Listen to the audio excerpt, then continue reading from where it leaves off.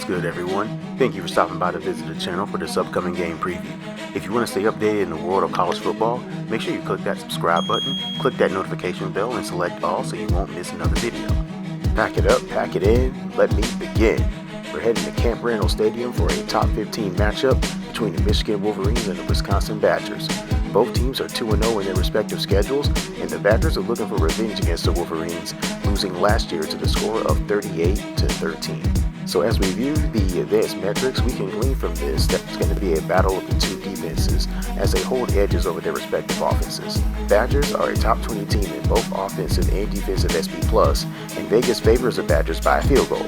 SP+ gives the Badgers as a 70% win probability as well.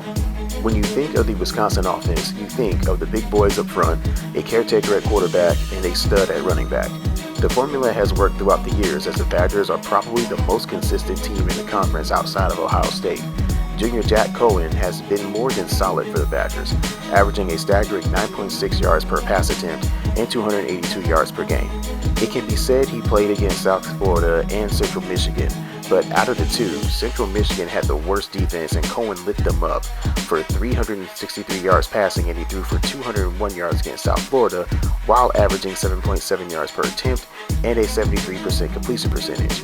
South Florida is ranked 10th in the FBS in pass defense and 36th in defensive SP+. But enough about the quarterback.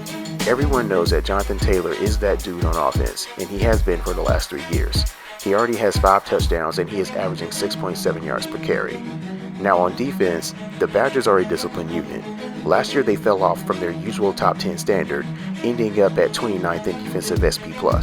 You can attribute their regression due to injuries last year, and guys like TJ Edwards and Ryan Connolly are gone. However, they haven't allowed a single point in the first 2 games. In the day of the spread offenses and going up tempo, that is hard to do. Early in the season, the Badgers are allowing an ungodly 31% of their opponent's rushing average. I say ungodly because if you're allowing under 80% of your opponent's rush average, you are an elite rush defense. But 31% is like Kratos unlocking the rage of the Spartans on God of War. I don't know if the Badgers can keep this up, but if they do, I don't see too many teams running on them. Also, they're allowing 51% of their opponent's passing average. Again, allowing half of what teams for is tough to maintain throughout the course of the year. The Wolverines haven't been themselves since losing their last 2 games against Ohio State and Florida last year, and so far they have stumbled out of the blocks on offense. Michigan is going through a change in philosophy on offense, and the new look hasn't given the Michigan faithful the warm and fuzzies. Josh Gaddis is a first-time offensive coordinator, and he was brought in to modernize the offense, but it has been like pulling teeth. It isn't like the Wolverines don't have the talent up front to be a top 20 offense.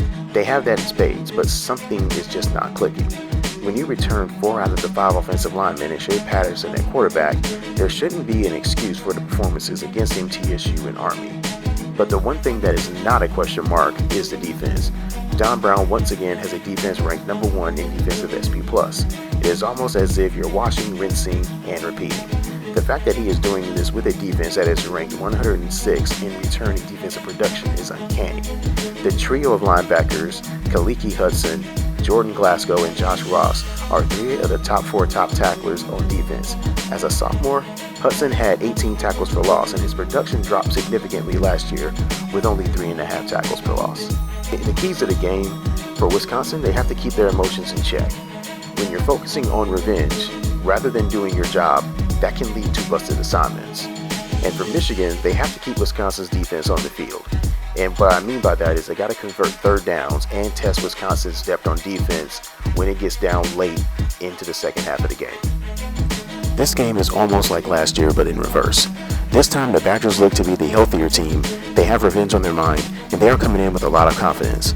When Michigan is on the road in a big game, they tend to go conservative on offense. Last year, the game got ugly in a hurry for Wisconsin, and I fear this one may get out of hand. I'm not sure if the Michigan faithful have any confidence in the Wolverines this weekend, but I'm not going to pick a blowout. In the end, I think Wisconsin will win this game behind their defense, and their offense will make enough plays in a physical battle to a score of 27-13. And that is a wrap for this game preview. So let me know what your thoughts are on the game in the comment section below. Give me your score prediction and also tell me why your respective team is going to win the game. I hope you enjoyed the video. All I ask is that you give the video a like, also share the video, and if you love college football as much as I do, hit that subscribe button if you want to stay updated with the latest previews and the occasional highlights. Thank you all for visiting the channel, and thank you for watching.